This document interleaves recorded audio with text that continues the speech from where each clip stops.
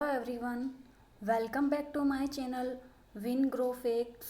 आज हम राजस्थान के सामान्य परिचय के बारे में पढ़ेंगे।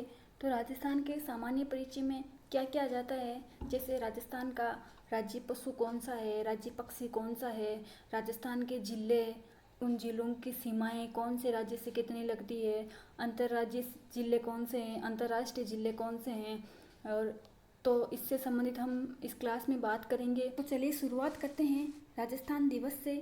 राजस्थान दिवस मनाया कब जाता है? राजस्थान दिवस 30 मार्च को मनाया जाता है। हमें पता है जब राजस्थान का एकीकरण चल रहा था तो उसका जो चौथा चरण था, उस चरण में राजस्थान की नींव रखी गई थी और राजस्थान की राजधानी है वो जयपुर को बनाया गया था। ठीक है। और अब आगे चल के देखते हैं राजस्थान का राज्य पक्षी। तो राजस्थान का राज्य पक्षी कौन सा है? गोंडावन है। इसको घोषित कब किया गया था? इसको घोषित किया गया था 1981 में। ठीक है। और इसका जो वैज्ञानिक नाम है वो है कोरियोटिस नाइग्रिसेप। क्या है? कोरियोटिस नाइग्रिसेप। अगर आपको पता हो तो अभी थर्ड ग्रेड का एक एग्ज़ाम हुआ था, उस थर्ड ग्रेड के एग्ज़ाम में भी ये क्वेश्चन पूछा गया था कि राजस्थान का जो राज्य पक्षी है उसका नाम क्या है, वैज्ञानिक नाम पूछा गया था, तो उसमें नाइग्रिसेप आ जाएगा आंसर। ठीक है। ये थोड़ा इंपॉर्टेंट है, आप सभी के वैज्ञानिक नाम जरूर याद कर लें कि कौन किसके वैज्ञानिक नाम क्या है। तो ठीक है, आगे चलते हैं। प्रसिद्ध स्थान। प्रसिद्ध स्थान गोंडावन का है, वो है सोरसेन बारह में। कहाँ है? सोरसेन बारह में। और सोरसेन बारह में गोंडावन को माल मोरुडी के नाम से भी जाना जाता है। ये भी इम्पोर्टेंट है, इसको आप ध्यान रख लेना कि गोंडावन को माल मोरुडी के नाम से जाना जाता है सोरसेन बारह में। ठीक है। नेक्स्ट चलते हैं राज्य पशु।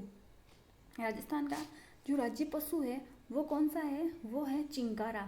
और इसको घोषित किया गया था 1981 में। और एक है ऊँट, इसको घोषित किया गया था 2014 में। तो आपको इसमें डिफरेंस ये पता करना है कि एक तो है नॉन डोमेस्टिक और एक है डोमेस्टिक। मतलब ये तो घरेलू है, जो ऊँट है वो घरेलू है और ये जो चिंकारा है वो घरेलू नहीं है। ठीक है। और अगर हम बात करें चिंकारा के वैज्ञानिक नाम की, तो चिंकारा का वैज्ञानिक नाम है गजेला बनेटी। इसको हम गजेला गजेला भी कह सकते हैं, गजेला गजेला भी कह सकते हैं। ठीक है। और अगर ऊँट के वैज्ञानिक नाम की बात करें तो वो है कैमेलस ड्रोमेडेरियस। ठीक है। नेक्स्ट आता है राजस्थान का राज्य वृक्ष कौन सा है? तो राज्य वृक्ष में पता है खेजड़ी है। इसको घोषित किया गया था 1983 में। और इसके अगर हम वैज्ञानिक नाम की बात करें तो वो आ जाता है प्रोसोपिस सिनेरेरिया। ये वैज्ञानिक नाम आपको जरूर याद करने हैं, चाहे किसी का भी वैज्ञानिक नाम हो, ये इंपॉर्टेंट है, एग्जाम में आता ही आता है। ठीक है। और अगर हम इसकी बात करें कि जो खेजड़ी है ये एक पूजनीय वृक्ष है, तो इसकी पूजा कब की जाती है? विजयदशमी के दिन की जाती है और कृष्ण जन्माष्टमी को की जाती है। ठीक है। और इसके अगर हम नाम देखें तो रेगिस्तान का कल्प वृक्ष भी कहते हैं इसे, और इसे हम राजस्थान का गौरव भी कहते हैं। ठीक है। आगे चलते हैं। आगे आ जाता है राज्य खेल। तो राज्य खेल कौन सा है? बास्केटबॉल है और ये 1948 में घोषित हुआ था। और राज्य पुष्प है वो रोहिड़ा है। ये इसे हम टिकुमेला एंडोलेटा भी कहते हैं और इसे हम राजस्थान की शोभा भी कहते हैं। क्या कहते हैं? राजस्थान की शोभा। ठीक है। और अगर आप इनको याद रखना चाहो तो आप इनको ऐसे भी याद रख सकते हो कि जैसे अगर पशु और पक्षी की बात करें, पशु प्लस पक्षी की बात करें, तो ये दोनों कब घोषित हुए थे? ये दोनों घोषित हुए थे 1981 में। और अगर हम वृक्ष की बात कर लें, जैसे अगर वृक्ष की बात कर लें तो वृक्ष में एक तो आ जाएगा खेजड़ी और एक आ जाएगा पुष्प। तो इन दोनों कब घोषित हुए थे? ये दोनों सेम ईयर में घोषित हुए थे 1983 में। तो आपके याद रखने में ये इजी रहेगा कि पशु पक्षी दोनों 1981 में थे और वृक्ष में जो आते हैं वो 1983 में थे। ठीक है। तो चलिए नेक्स्ट चलते हैं। अब हम राजस्थान के जो क्षेत्रीय नाम, उनको प्राचीन टाइम में किस जिले को किस नाम से जाना जाता था? पहले जिले तो थे नहीं, उनमें रियासतें थी और जो संघ थे उनके नाम से उनको जाना जाता था। तो चलिए देख लेते हैं उनको प्राचीन में कौन से जिले को किस नाम से जाना जाता था। जैसे आ जाता है योध्य प्रदेश। तो योध्य प्रदेश कौन सा है? गंगानगर है और हनुमानगढ़ है। तो हनुमानगढ़ हमें पता है सबसे ज़्यादा बाह्य आक्रमण भी हनुमानगढ़ जिले में जो भटनेर का दुर्ग है, उस भटनेर के दुर्ग पर हुए थे। तो हम इससे आक्रमण से हम इसको योध्य प्रदेश के नाम से याद रख सकते हैं। ठीक है। नेक्स्ट आ जाता है शेखावाटी। शेखावाटी में हमें पता है सीकर, चूरू और झुंझुनू जिले आते हैं। ये कांतली क्षेत्र भी है, आपको पता हो तो ये क्या है, एक कांतली अपवाह क्षेत्र भी है, ठीक है। नेक्स्ट आ जाता है मगरा क्षेत्र। मगरा क्षेत्र कौन सा हो जाएगा, बीकानेर और चूरू हो जाएगा। अगर आपको पता हो तो मगरा और मगरी ये पर्वत हैं, ये कहाँ पर हैं, ये हैं उदयपुर में, ठीक है। ये कहाँ है, उदयपुर में। इनको आप ऐसे सेम नाम से याद भी कर सकते हैं, तो आसानी से याद हो जाते हैं ये आपको, ठीक है। नेक्स्ट चलते हैं। नेक्स्ट आ जाता है जांगल प्रदेश। जांगल प्रदेश किसको कहते थे, बीकानेर को कहते थे। और मांड किसको कहते थे, मांड क्षेत्र कहते थे जैसलमेर को, ठीक है। नेक्स्ट आ जाता है घोड़वाड़ क्षेत्र। तो घोड़वाड़ क्षेत्र पहले कहते थे जालोर, पाली, सिरोही और बाड़मेर। इन सबको संयुक्त रूप से कहते थे घोड़वाड़ प्रदेश। और एक अभी घोड़वाड़ सर्किट भी बनाया गया है, वहाँ पर पाली के जो एक जगह है सुमेरपुर, वहाँ पर सेकंड फिल्म सिटी भी बनाई गई है, ठीक है। इसको भी आप पता कर लेना कि यहाँ पे सुमेरपुर में सेकंड फिल्म सिटी भी बनाई गई है। मारवाड़ तो हमें पता ही है, जोधपुर, पाली और नागौर को मारवाड़ कहा जाता था। नेक्स्ट आ जाता है मेरवाड़ा। तो अजमेर, नागौर और राजसमंद, इनको सम्मिलित रूप से कहा जाता था मेरवाड़ा। और आपको पता है मेरवाड़ा की जो पहाड़ियाँ हैं वो कहाँ पर है, अजमेर में है, ठीक है। नेक्स्ट आ जाता है सत्यपुर, या फिर किसको कहते थे, सत्यपुर कहते थे जालोर को। जालोर में भी एक जगह है सांचौर, वहाँ पे उसको कहते थे सत्यपुर, ठीक है। नेक्स्ट आ जाता है जबालीपुर। जबालीपुर भी कहते थे जालोर को। और ये जो है वो अभी इम्पोर्टेंट है, अभी जो सीईटी का एग्ज़ाम हुआ था उसमें इसको पूछा गया था। तो आपको इन क्षेत्रीय नाम या फिर जो प्राचीन नाम है इनको आप थोड़ा याद कर लेना, इम्पोर्टेंट है, ठीक है। नेक्स्ट आ जाता है अहिछत्रपुरम। तो नागौर को कहते थे अहिछत्रपुरम, ठीक है। आगे आ जाता है धवलगिरी या फिर कोठी, ये कहते थे धौलपुर को, ठीक है। नेक्स्ट आ जाता है सीवी या फिर मध्यमिका, जो किसे कहते थे, चित्तौड़ को कहते थे। आगे आ जाता है सूरसेन, भरतपुर और धौलपुर। अभी हमने पढ़ा था सोरसेन, वो सोरसेन कहाँ पर था, वो था कहाँ पर, बारां में, ठीक है। और ये है सूरसेन, सूरसेन कहाँ पर है, भरतपुर और धौलपुर में, ठीक है। नेक्स्ट चलते हैं। नेक्स्ट आ जाता है हमारा ढूंढाड़। ढूंढाड़ हमें पता है जयपुर और उसके आसपास के एरिया को हम क्या कहते हैं, ढूंढाड़ कहते हैं। और हाड़ौती, कोटा, बूंदी, बारा, झालावाड़, इन सबको सम्मिलित रूप से हम हाड़ौती प्रदेश कहते हैं, ठीक है। नेक्स्ट आ जाता है मत्स्य संघ। मत्स्य कहते थे अलवर और भरतपुर को। और मत्स्य संघ की अगर आपको पता है तो राजधानी कहाँ पर थी, मत्स्य संघ की राजधानी थी विराटनगर। प्राचीन समय में मत्स्य संघ की राजधानी थी विराटनगर, ठीक है। नेक्स्ट चलते हैं मेवाड़। तो मेवाड़ किसको कहते थे, उदयपुर को, चित्तौड़, राजसमंद और भीलवाड़ा को मेवाड़ प्रदेश कहते थे। और नेक्स्ट है वागड़, डूंगरपुर और बांसवाड़ा को कहते थे। ये इंपॉर्टेंट है, अभी वागड़ सर्किट भी बनाया गया है डूंगरपुर और बांसवाड़ा को लेकर, तो ये थोड़ा इंपॉर्टेंट है, इसको आप ध्यान रख लेना। अब चलते हैं कि जो राजस्थान का प्राचीन उल्लेख है वो हमें कहाँ कहाँ से मिला है, ठीक है। जो शिलालेख हैं वो कौन कौन से शिलालेख हैं, हमें वहाँ से राजस्थान नाम मिला है, या फिर राजस्थान नाम मिला है तो वो किस रूप में मिला है, सिर्फ सीधा राजस्थान मिला है या फिर थोड़ा अलग रूप में मिला है। तो चलिए देख लेते हैं नेक्स्ट हम। तो नेक्स्ट आ जाता है हमारा राजस्थान शब्द और उसका प्राचीन उल्लेख। वो कहाँ से मिला है, वो हमें दो शिलालेखों से मिला है। एक तो मिला है घोसुंडी से जो चित्तौड़गढ़ में है, और एक मिला है बसंतगढ़ में जो कहाँ पर है, सिरोही में है, ठीक है। जो घोसुंडा है वहाँ से तो हमें मिला है कि ये राजस्थानी है, राजस्थान का नाम क्या मिला था, राजस्थानी मिला था। और बसंतगढ़ है वहाँ पे हमें क्या मिला था, राजस्थानीय द्वितीय मिला था, ठीक है। ये भी आप याद रख लेना। अब नेक्स्ट चलते हैं कि राजस्थान को रजवाड़ा, राजस्थान या राजस्थान नाम किसने दिया था। तो वो किसने दिया था, कर्नल जेम्स टोड ने। कब दिया था, 1829 में, ठीक है। और ये जो कर्नल जेम्स टोड है इसको हम क्या कहते हैं, इसको हम घोड़े वाले बाबा भी कहते हैं। क्या कहते हैं, घोड़े वाले बाबा, ठीक है। ये भी आप देख लेना एक बार। और इनकी एक जो बुक है वो बुक कौन सी है, ये बुक है the annals and antiquities of Rajasthan. इस बुक में इन्होंने राजस्थान को राजस्थान रजवाड़ा कहा था, इसका जिक्र किया था, ठीक है।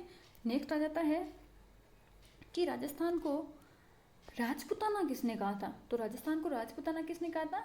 जॉर्ज थॉमस ने। कब कहा था? 1800 में कहा था। कर्नल जेम्स टोड ने तो कहा था 1829 में, और इन्होंने कह दिया था 1800 ईस्वी में ही। और इसका जो प्रमाण है वो मिला था हमें, जो विलियम फ्रैंकलिन की एक बुक लिखी गई थी, the military memoirs of mister George Thomas, उनकी बुक में हमें ये मिला है, जो कि राजस्थान को राजपूताना कहा था जॉर्ज थॉमस ने। ठीक है। और अगर हम बात करें कि जो राजस्थान इतिहास है उसके जनक किसको कहते हैं, तो उसके जनक कहते हैं कर्नल जेम्स टोड को। ठीक है, ये भी इम्पोर्टेंट है, आप ध्यान रख लेना। ठीक है, अब देख लेते हैं कि जो राजस्थान है उसको संवैधानिक मान्यता कब प्राप्त हुई और उसमें क्या क्या चेंजेस किए गए थे, कौन सी समिति थी, किस जिले को कौन सा विभाग बनाया गया, तो ये देख लेते हैं हम एक बार। तो चलिए देखते हैं। राजस्थान, उसका संवैधानिक मान्यता प्राप्त की गई थी 26 जनवरी 1950 को। हमें पता है हमारे देश का जो संविधान लागू हुआ था इसी दिन, तो इसी दिन हमारे राजस्थान को भी संवैधानिक मान्यता प्राप्त हो गई थी। और इसको सुझाव दिया था, जो समिति थी वो थी पी सत्यनारायण राव समिति। ठीक है, ये थोड़ा आप ध्यान रख लेना, पी सत्यनारायण राव समिति थी, उसको संवैधानिक मान्यता प्राप्त करने में और राजस्थान नाम रखने में इसकी महत्वपूर्ण योगदान रहा था। उस टाइम क्या हुआ था कि राजस्थान की राजधानी किसे बनाया गया था? जयपुर को बनाया था। जो न्याय विभाग है, हाई कोर्ट, वो जोधपुर में है। और खान और खनिज किसको बनाया गया था? उदयपुर को। ठीक है, और कृषि विभाग बनाया था भरतपुर को। शिक्षा, बीकानेर जिले में। वन विभाग बनाया गया था कोटा को, और राजस्व विभाग बनाया गया था अजमेर को। ठीक है, ये भी आप याद रख लेना, इम्पोर्टेंट है। ठीक है, चलते हैं नेक्स्ट। आज़ादी के समय कुल रियासतें कितनी थी? 19 थी, 3 ठिकाने थे और एक केंद्र शासित प्रदेश था। और ये सब मिलकर राजस्थान का जो एकीकरण हुआ था वो 7 चरणों में हुआ था। ठीक है, और जो एकीकरण का कार्य था वो किसने किया था? रियासती विभाग ने किया था। उसके जो अध्यक्ष कौन थे? सरदार वल्लभ भाई पटेल थे। ठीक है, और इनकी जो याद में हम 31 अक्टूबर को हम क्या मनाते हैं?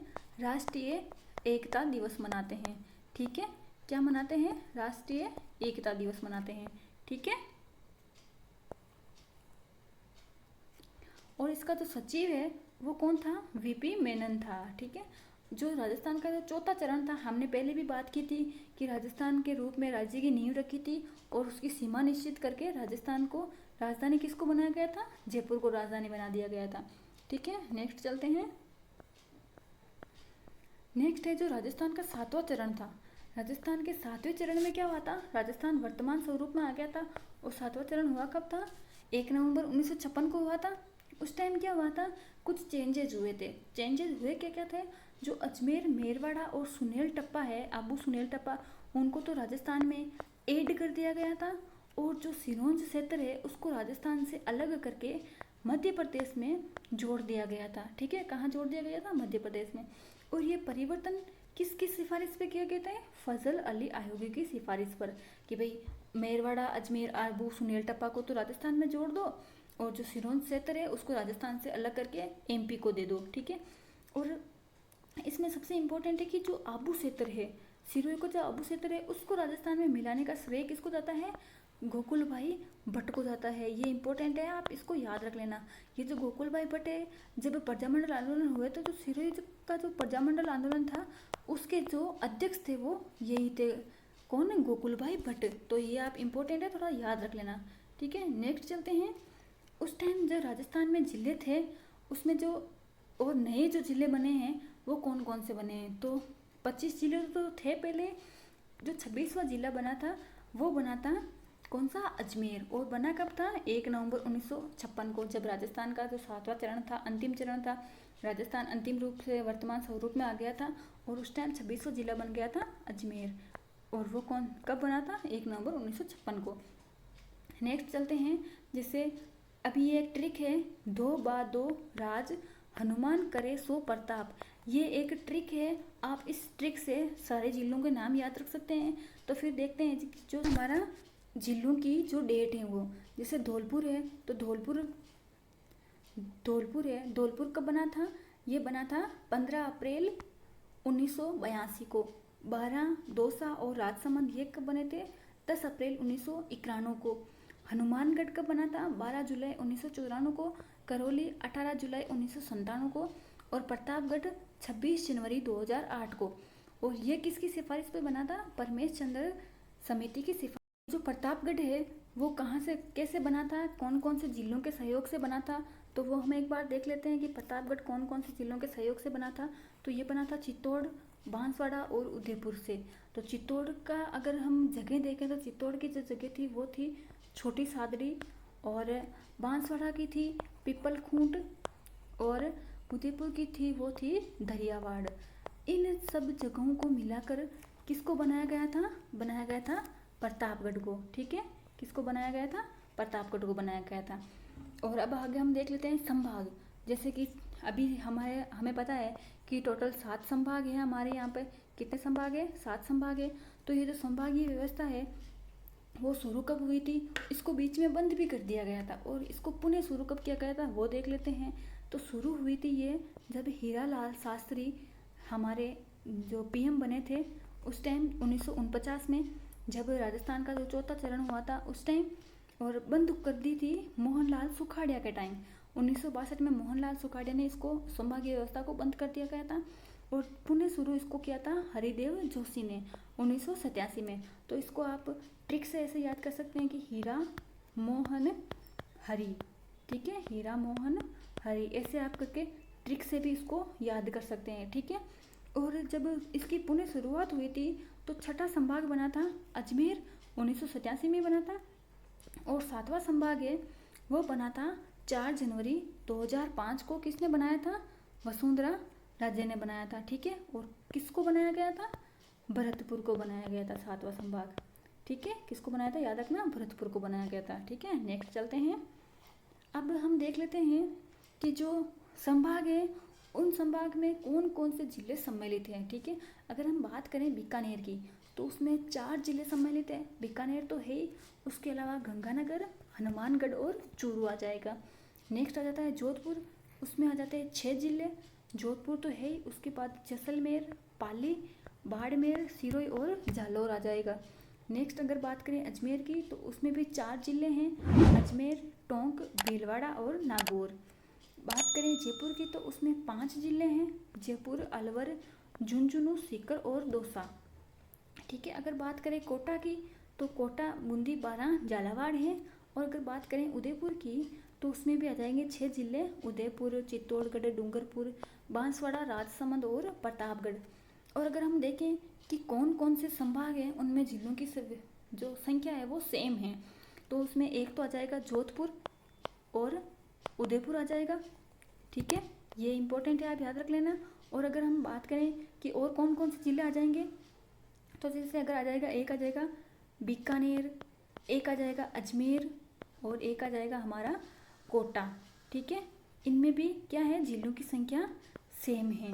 और अगर एक सिर्फ जयपुर है उसमें 5 जिले हैं। ठीक है, ये भी आप ध्यान रख लेना। नेक्स्ट चलते हैं, राजस्थान का जो क्षेत्रफल है वो कितना है, उसका देश में कितना हिस्सा है, ये हम सब बात कर लेते हैं, देख लेते हैं एक बार। तो जो राजस्थान का क्षेत्रफल हम सबको पता है 3,42,239 वर्ग किलोमीटर है, और इसका देश में कितने प्रतिशत हिस्सा है? 10.41% हिस्सा है। ये इंपॉर्टेंट है, आप इसको ध्यान रख लेना थोड़ा। और अगर हम राजस्थान के बड़े जिले की बात करें तो जैसलमेर आ जाएगा, सबसे बड़ा जिला जैसलमेर, उसके बाद बीकानेर, बाड़मेर और जोधपुर। ठीक है, अगर जैसलमेर के क्षेत्रफल की बात करें तो वो हो जाएगा हमारा 38,401 किलोमीटर। ठीक है, और छोटे ज़िले की अगर बात करें तो वो हो जाएगा हमारा धौलपुर, और धौलपुर का क्षेत्रफल है वो है 3,034 किलोमीटर। ठीक है, हमें ज़्यादातर बड़े और छोटे ज़िले को ही ध्यान रखना है, जैसे सबसे बड़ा जैसलमेर हो जाएगा और सबसे छोटा धौलपुर हो जाएगा। ठीक है, नेक्स्ट चलते हैं। नेक्स्ट है राजस्थान की स्थिति। जैसे राजस्थान की स्थिति ग्लोब में कहाँ पर है, जैसे अभी पृथ्वी है तो पृथ्वी में राजस्थान कहाँ पर है, जैसे ये है हमारी अर्थ, तो ये हो जाएगा हमारा उत्तरी अक्षांश, ये हो जाएगा हमारा दक्षिणी अक्षांश। तो हमें पता है कि राजस्थान यहाँ पर है, तो राजस्थान में ये अगर हम नॉर्थ माने, ये साउथ माने, ये ईस्ट, ये वेस्ट और ये ईस्ट माने, तो कौन सी स्थिति हो जाएगी? ये हो जाएगी नॉर्थ ईस्ट। कौन सी हो जाएगी? नॉर्थ ईस्ट हो जाएगी। ठीक है, तो अक्षांश की बात करें तो ये उत्तरी गोलार्ध में हो जाएगा। अक्षांश की अगर बात करें, जैसे ये अक्षांश है, ये दक्षिणी है और ये उत्तरी है, तो ये उत्तरी गोलार्ध में हो जाएगा। और देशांतर की बात करें तो ये पूर्वी गोलार्ध में हो जाएगा। पृथ्वी के सापेक्ष अगर हम देखें कि राजस्थान कहाँ पर है, तो अभी हमने देखा था कि ये नॉर्थ ईस्ट में है, तो इसको हम और अगर हम भारत की बात करें तो भारत में ये कहाँ पर हो जाएगा, यह जाएगा हमारे उत्तर पश्चिम में। हमें पता है वो भारत का अगर नक्शा देखें तो वो उत्तर और पश्चिम में आता है हमारा राजस्थान। और अगर एशिया महाद्वीप के सापेक्ष अगर हम बात करें तो वो कहाँ पर आ जाता है, दक्षिण पश्चिम में आ जाता है। ठीक है, अगर हम आगे देखें कि जो अक्षांश है वो, अगर हम देखें तो कि दो अक्षांशों के बीच की दूरी कितनी होती है, तो दो अक्षांशों के बीच की दूरी कितनी होती है, वो होती है 111 किलोमीटर। ठीक है, और दो अक्षांशों के जो बीच स्थान होता है, जैसे ये एक अक्षांश है, ये 2 है, 3 है, 4 है, 5 है, 6 है, ऐसे करके बहुत सारे अक्षांश है, तो उनके दो अक्षांशों के बीच की दूरी कितनी है, 111 किलोमीटर है। और उनके बीच के स्थान को हम क्या कहते हैं, हम कहते हैं कटिबंध कहते हैं। ठीक है, और अगर हम अक्षांश स्थिति की बात करें राजस्थान की, तो वो क्या हो जाएगा, 23 डिग्री 3 मिनट से 30 डिग्री 12 मिनट उत्तरी अक्षांश। ये याद रख लेना, इंपॉर्टेंट है। ठीक है, और अगर अक्षांश विस्तार की बात करें, मतलब कि 30 डिग्री 12 मिनट और 23 डिग्री 3 मिनट के बीच डिफरेंस कितना है, तो वो है 7 डिग्री और 9 मिनट का डिफरेंस। ठीक है, और अगर देशांतर की बात करें तो देशांतर में क्या आ जाएगा, देशांतर में आ जाएगा हमारा,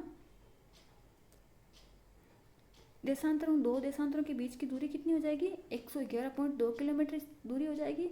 और उनके बीच के स्थान को क्या कहेंगे, हम गोरे कहेंगे। ठीक है, क्या कहेंगे, गोरे कहेंगे। और अगर हम देशांतरीय स्थिति की बात करें तो वो कितना हो जाएगा, 78 डिग्री 17 मिनट से 69 डिग्री 30 मिनट पूर्वी देशांतर। ठीक है, ये भी इंपॉर्टेंट है, याद रखना। और इसका जो विस्तार है वो कितना हो जाएगा, इसका जो विस्तार है वो हो जाएगा 8 डिग्री और 47 मिनट। ठीक है, उत्तरी अक्षांश का जो विस्तार था वो कितना था, वो था हमारा 7 डिग्री और 9 मिनट, और इसका कितना है, 8 डिग्री और 47 मिनट है। ठीक है, तो चलिए नेक्स्ट चलते हैं। नेक्स्ट हम यहाँ पर है मैंने एक छोटा सा डायग्राम बनाया हुआ है। इसमें हमें देखना है कि जो राजस्थान है उसका पश्चिम से लेकर पूर्व के बीच उसकी कितनी लंबाई है, और उत्तर से लेकर दक्षिण तक उसकी कितनी लंबाई है। ठीक है, तो देख लेते हैं। अगर हम बात करें पश्चिम से पूर्व, पश्चिम से पूर्व इसकी चौड़ाई कितनी है, वो है 869 किलोमीटर। कितनी है, 869 किलोमीटर। ठीक है, और अगर हम बात करें उत्तर से दक्षिण की, तो उत्तर से दक्षिण कितनी हो जाएगी, 826 किलोमीटर। कितनी हो जाएगी, 826 किलोमीटर। और अगर हमें पूछ ले कि ये जो लंबाई है और ये जो चौड़ाई है उसके बीच अंतर कितना हो जाएगा, तो वो हो जाएगा हमारा 43 किलोमीटर। ठीक है, ये भी इम्पोर्टेंट है। अभी फर्स्ट ग्रेड का जो एग्ज़ाम हुआ था उसमें इसको पूछा गया, तो आप इम्पोर्टेंट है, इसको आप याद रख लेना। ठीक, अब अगर हम बात करें विकर्णों की, तो विकर्ण क्या होते हैं, विकर्ण जैसे हो जाएगा, ये वेस्ट है, वेस्ट से साउथ, वेस्ट टू साउथ, और नॉर्थ टू ईस्ट, कि यहाँ से यहाँ तक इसकी लंबाई कितनी है, तो यहाँ से यहाँ तक इसकी लंबाई हो जाएगी 784 किलोमीटर। कितनी हो जाएगी, 784 किलोमीटर। और अगर हम बात करें नॉर्थ ईस्ट से लेके ईस्ट साउथ तक, मतलब कि साउथ ईस्ट तक इसकी लंबाई की अगर बात करें, इसके विकर्ण की लंबाई की बात करें तो कितनी हो जाएगी, 840 किलोमीटर। आजकल ना यह इम्पोर्टेंट है, ये आजकल बहुत पूछा जाने लगा है एग्जाम में कि इनके विकर्णों की लंबाई है वो कितनी है, तो आप इनको थोड़ा ध्यान रख लेना। ठीक है, और अगर हम बात करें कि इनके जो राजस्थान के जो कोने हैं, जैसे नॉर्थ हो गया, साउथ हो गया, ईस्ट हो गया, वेस्ट हो गया, इन पे कौन से जिले हैं और उनके अंदर कौन सा गांव आ जाता है या फिर कौन सी तहसील आ जाती है। तो अगर हम नॉर्थ में बात करें तो नॉर्थ में आ जाता है हमारा गंगानगर जिला और गंगानगर जिले का कोणा गांव। और ईस्ट की बात करें तो सिलाना गांव और धौलपुर जिला आ जाता है। साउथ की बात करें तो बोरखुंड, कुशलगढ़, बांसवाड़ा आ जाता है। और जैसलमेर का कटरा क्षेत्र, सम तहसील और जैसलमेर आ जाता है। ठीक है, ईस्ट में। तो नेक्स्ट चलते हैं।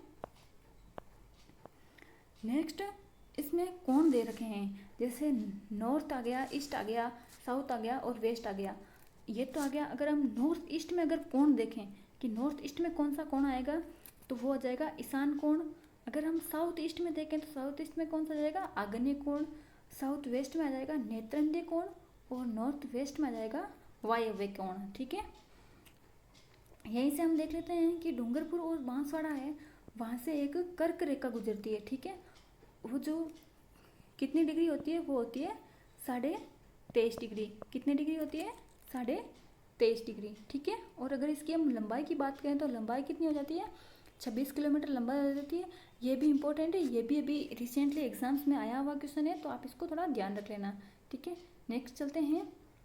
नेक्स्ट आ जाता है कि जो सूर्य है वो उसकी किरणें हमारे राजस्थान में कहाँ पर लंबवत गिरती है, कहाँ पर तिरछी गिरती है, या फिर किस दिन सूर्य हमारे लंबवत चमकता है, या फिर किस दिन हमारे सूर्य है वो तिरछा चमकता है। ठीक है, हम इस पे बात कर लेते हैं। तो देखते हैं, ये आ जाता है हमारा भूमध्य रेखा। भूमध्य रेखा हो गई ये हो गई हमारी कर्क रेखा, ये हो गई हमारी मकर रेखा। ठीक है, तो अब इसमें क्या होता है कि यहाँ पे ये जो सूर्य है वो यहाँ पे होता, तो ये तो लंबवत दिशा हो जाएगी, ये हो जाएगी हमारी तिरछी दिशा। और अगर हम राजस्थान की बात करें तो जैसे ये राजस्थान है, ठीक है, ये राजस्थान है हमारा। ठीक है, तो यहाँ पे ये सूर्य है, तो यहाँ पे तो ये लंबवत चमकेगा, और ऐसे ऐसे करके सीधे ऐसे जाएंगे तो ऐसे ऐसे ऐसे ये जाएंगे तो यहाँ पे ये तिरछा होता जाएगा। तो ये जगह है वो है गंगानगर। कौन सी है, गंगानगर। और ये जिला कौन सा है, ये हो जाएगा हमारा बांसवाड़ा। ठीक है, ये हो जाएगा हमारा बांसवाड़ा। तो देखते हैं, जैसे 21 जून, 21 जून और 22 दिसंबर। 21 जून को क्या होता है, 21 जून को राजस्थान में 21 जून को हमारे क्या होता है, सबसे बड़ा दिन होता है 21 जून को।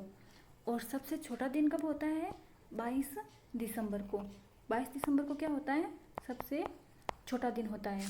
और ये जो भूमध्य रेखा पर है 21 मार्च और 23 सितंबर, ये भूमध्य रेखा पर आते हैं। तो यहाँ पे क्या होता है, यहाँ पे दिन और रात बराबर होने लग जाते हैं। यहाँ पे दिन और रात क्या होते हैं, बराबर होते हैं। तो ये भी आप ध्यान रख लेना। नेक्स्ट चलते हैं, थोड़ा उनको डिटेल्स में पढ़ लेते हैं। जैसे यहाँ पे लिखा हुआ है 21 जून। 21 जून को योगा डे भी मनाते हैं। हम सबको पता है 21 जून को क्या मनाते हैं हम, योगा डे। ठीक है, योगा डे मनाते हैं। उसके बाद सबसे बड़ा दिन है वो 21 जून होता है, तो सब ऑब्वियस बात है सबसे छोटी रात होगी उस दिन। और राज्य में सर्वाधिक सूर्य ताप की प्राप्ति भी 21 जून को होती है। और वो किसको होती है, वो होती है बांसवाड़ा को, क्योंकि वहाँ पे सूर्य लंबवत चमकता है।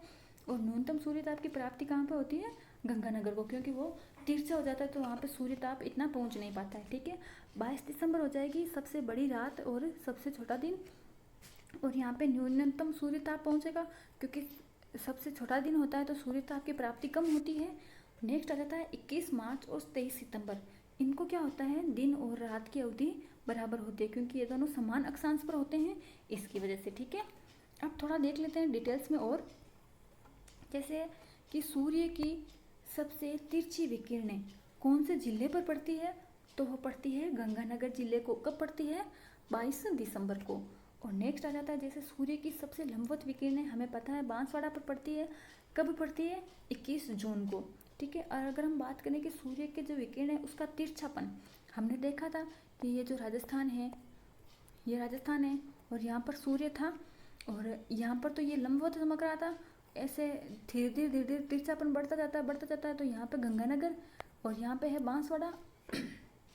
तो दक्षिण से उत्तर की ओर, ये दक्षिण है ये उत्तर है, तो दक्षिण से उत्तर की ओर यहाँ पे तिरछापन बढ़ता है। ठीक है, और नेक्स्ट है कि 22 दिसंबर से 21 जून दिन की अवधि बढ़ती है। हमें पता है दिन की अवधि बढ़ेगी। 22 दिसंबर को सबसे छोटा दिन होता है और 21 जून को सबसे बड़ा दिन होता है। तो 22 दिसंबर से 21 जून दिन की अवधि बढ़ती है। 21 जून से 22 दिसंबर ये क्या होता है, रात की अवधि बढ़ती है, क्योंकि सबसे बड़ी रात कब होती है, 22 दिसंबर को होती है। ठीक है, नेक्स्ट है कि सूर्य सबसे पहले उदय कब होता है और अस्त कहाँ होता है। मतलब सबसे पहले उदय कहाँ होता है और अस्त कहाँ होता है। हमें पता है कि सूर्य उदय पूर्व दिशा में होता है, और हमारे राज्य में धौलपुर है वो सबसे पूर्व दिशा में है। तो धौलपुर में सबसे पहले सूर्य उदय हो जाएगा। तो जहाँ उदय होता है सबसे पहले तो अस्त भी वहीं पे होगा। तो धौलपुर में सबसे पहले अस्त हो जाएगा। और अगर हम बात करें कि सबसे बाद में अस्त कहाँ होता है और सबसे बाद में उदय कहाँ होता है, तो वो कहाँ हो जाएगा, हमारा जैसलमेर हो जाएगा। ठीक है, नेक्स्ट चलते हैं। नेक्स्ट है राज्य के पूर्वी और पश्चिमी किनारे। यहाँ पे क्या हुआ है, लिखा हुआ है किनारे। अगर किनारों की बात करें तो उनके मध्य का समय अंतराल वो कितना होता है, वो होता है 36 मिनट का। और अगर हम ऐसे बोल दें कि राजस्थान में धौलपुर व जैसलमेर, धौलपुर और जैसलमेर के मध्य अगर हम समय अंतराल की बात कर लें तो वो कितना हो जाएगा, वो हो जाएगा हमारा 26 मिनट। क्यों, क्योंकि धौलपुर उसका शुरुआती हिस्सा आ जाएगा, और अगर किनारों की बात करें तो धौलपुर का जो अंतिम हिस्सा आता है वो आता है, तो इसमें समय अवधि वो कम हो जाती है। ठीक है, नेक्स्ट देखते हैं। नेक्स्ट लिखा हुआ है कि पूर्व से पश्चिम की ओर जाने पर समय है वो 4 मिनट प्रति देशांतर से बढ़ता है। जैसे ये है हमारा पूर्व और ये है हमारा पश्चिम, तो पश्चिम से अगर हम पूर्व की ओर जाएंगे तो प्रति देशांतर 4 मिनट हमारा समय है वो बढ़ता है। जैसे इस देशांतर से इस देशांतर तक जाएंगे तो हमारा समय 4 मिनट तक बढ़ जाएगा, अगले देशांतर में और 4 मिनट बढ़ जाएगा, ऐसे 4 मिनट तक हमारा समय बढ़ता है। ठीक है, और अगर हम बात करें मानक समय की, तो मानक समय क्या होता है, हमारे भारत में मानक समय कितना होता है, ये होता है 82.5 डिग्री पूर्वी देशांतर, ये मानक समय होता है। यहाँ पर स्थानीय और मानक समय दोनों समय बराबर होते हैं। ठीक है, नेक्स्ट देख लेते हैं हम जिलों की आकृतियाँ। ठीक है, जिलों की आकृतियों से भी आजकल सवाल आने लगे हैं कि कौन से जिले की आकृति किस रूप में बनी हुई है। ठीक है, तो चलिए देख लेते हैं हम एक बार। जैसे उदयपुर और चित्तौड़ की बात की है तो वो कैसी है, इल्ली या फिर घोड़े के नाल के समान। जो घोड़े के नाल के समान है वो आकृति किसकी है, उदयपुर और चित्तौड़ की है। ठीक है, जैसलमेर की है कि 7 दिशा वाला अनियमित बहुभुज। ठीक है, और अगर मैप में देखोगे तो ये आकृतियाँ लगभग आपको मैच करती दिख जाएगी, तो आपको आसानी से याद हो जाएगा। ठीक है, अगर हम बात करें धौलपुर और करौली की तो उसकी बतख के जैसी आकृति है। ठीक है, त्रिभुज जैसी किसकी आकृति है, अजमेर की। ठीक है, अगर टोंक की बात करें तो उसकी आकृति है पतंग या समचतुर्भुज की जैसी। सीकर की बात करें तो वो कैसी हो जाएगी, अर्धचंद्राकार या प्याले नुमा। ठीक है, अगर भीलवाड़ा की बात करें तो वो हो जाएगी आयताकार। दौसा की बात करें तो वो हो जाएगा धनुषाकार। और अगर राजसमंद की बात करें तो वो कैसा हो जाएगा, माथे पर लगे तिलक के समान, वो ऐसी हो जाती है, ऐसे ऐसे करके ऐसी आकृति हो जाती है राजसमंद की। ठीक है, नेक्स्ट देख लेते हैं। नेक्स्ट है राजस्थान की सीमा रेखा। जैसे राजस्थान की कुल स्थलीय सीमा क्या है, राजस्थान के कौन से जिले हैं, उनकी सीमा जो अंतर्राज्यों से लगती है या अंतर्राष्ट्रीय सीमा रेखाएं, वो हम बात कर लेंगे। तो देखते हैं राजस्थान की जो स्थलीय सीमा रेखा है वो कितनी है, 5,920। 5,920 तो कुल सीमा है, उसमें अगर हम बात करें जैसे एक तो हो जाता है अंतर्राज्यीय। ठीक है, एक हो जाएगा अंतर्राज्यीय और एक हो जाएगा हमारा अंतर्राष्ट्रीय। तो अंतर्राष्ट्रीय में तो आ जाएगा हमारा देश, तो देश कौन सा हो जाएगा, पाकिस्तान। और पाकिस्तान के साथ कितनी सीमा लगती है, 1,070 किलोमीटर लगती है। ठीक है, और अगर हम अंतर्राज्यों की बात करें तो उसके साथ लगती है 4,850 किलोमीटर अंतर्राज्यों के साथ लगती है। और इसमें राज्य कितने हैं, 5 राज्य हैं। तो चलिए उन राज्यों को देख लेते हैं हम एक बार। जैसे फर्स्ट आ जाता है हरियाणा, दूसरा पंजाब, यूपी, एमपी और गुजरात। तो हरियाणा के साथ कितनी लगती है, 1,262 किलोमीटर, पंजाब के साथ 99, यूपी के साथ 877, एमपी के साथ 1,600 और गुजरात के साथ लगती है 1,022 किलोमीटर। ठीक है, कितनी लगती है, 1,022 किलोमीटर। इसमें आप मैक्सिमम और मिनिमम को याद रख लेना, मैक्सिमम और मिनिमम को। जैसे मैक्सिमम किसकी है, एमपी की है 1,600 किलोमीटर और मिनिमम किसकी है, पंजाब की है। ठीक है, इन दोनों को आप याद रख लेना। ठीक है, ये इंपॉर्टेंट है। अगर हम देखें पाकिस्तान के साथ हमारे राजस्थान के कौन कौन से जिलों की सीमा लगती है, तो पाकिस्तान के साथ सबसे पहले लग जाएगी गंगानगर की, फिर बीकानेर की, फिर जैसलमेर की और फिर बाड़मेर की। और अगर हम सबसे ज़्यादा देखें तो सबसे ज़्यादा लगती है किसकी, जैसलमेर की। और सबसे कम देखें तो किसकी लगती है, बीकानेर की सीमा लगती है। ठीक है, ये लगते हैं पाकिस्तान के साथ हमारे राजस्थान के 4 जिले, गंगानगर, बीकानेर, जैसलमेर और बाड़मेर। ठीक है, और अगर हम अंतर्राष्ट्रीय सीमा की बात करें तो इसका विस्तार कहाँ से कहाँ तक है, उसका विस्तार है हिंदूमल कोट गंगानगर से बाकासर बाड़मेर, क्योंकि शुरुआत गंगानगर से होती है और एंडिंग बाड़मेर से होती है। तो गंगानगर की जो जगह है वो है हिंदुमल कोट और बाड़मेर की जो जगह है वो है बाकासर बाड़मेर। ठीक है, ये भी आप याद रख लेना, इम्पोर्टेंट है। ठीक है, और अगर हम बात करें कुल सीमावर्ती जिले कितने हैं, तो कुल सीमावर्ती जिले कितने हो जाएंगे? 4, जिसमें अंतर्राष्ट्रीय कितने हो जाएंगे? 4 हो जाएंगे। सॉरी, कुल सीमावर्ती जिले हैं वो 25 हैं, उसमें से अंतर्राष्ट्रीय 4 हो जाएंगे, जैसे अभी हमने देखा था गंगानगर, बीकानेर, जैसलमेर और बाड़मेर। और अगर अंतर्राज्यों की बात करें तो बाकी बचे जो 25 जिले हैं उनमें से जो 23 जिले हैं वो अंतर्राज्य में आ जाते हैं। ठीक है, और अगर हम बात कर लें कि केवल अंतर्राष्ट्रीय कौन कौन से हैं, तो केवल अंतर्राष्ट्रीय कौन कौन सा जाएगा?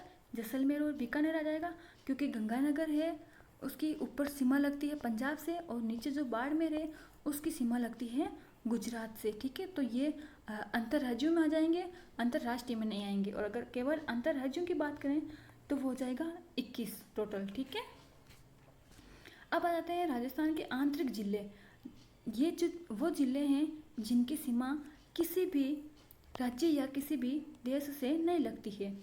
ये जो आंतरिक जिले हैं उनकी सीमा किसी भी राज्य या किसी भी देश से नहीं लगती है। उसमें आ जाएगा नागौर, जोधपुर, पाली, अजमेर, टोंक, बूंदी, राजसमंद और दौसा, ये इसमें आ जाएंगे आंतरिक जिलों में। ठीक है, ये भी इम्पोर्टेंट है, आप याद रख लेना।